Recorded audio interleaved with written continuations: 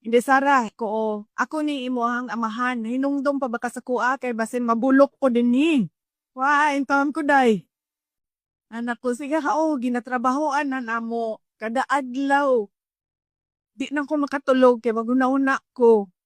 Unsaon ko ni kidnap dito sa Hague. Nya, nangutan ako sa iya ha. Doon na ba kay mga gibati? 80 anyos na ba in down to siya? Uy, sakit na yan tuhod, sakit na yan likod, mga anak, mga gibati sa mga senior citizen.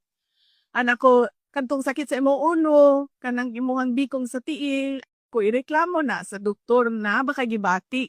So, mo ko gibati, pero sakit ang ako ang dughan. Nagsakit ang ako ang kasing-kasing. Ang sakit mong kasing-kasing, ing na ang doktor dingha, na ay doktor dingha gabantay sa hospital. Ing na siya nga nagsakit imuhang dughan. Yan na siya nagsakit akong dughan kay namawala ako ang mga girlfriend.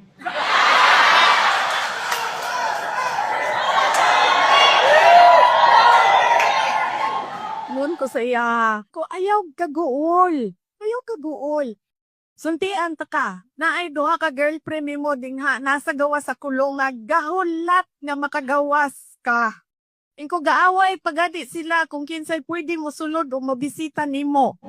Tinuod ka day? Tuon lagi. Naading ha. Ipamanlan pa nako. Naaskuan, naskuan. Nyaningon siya. Miapil mo hang mama sa ila kaaway sa ako aday.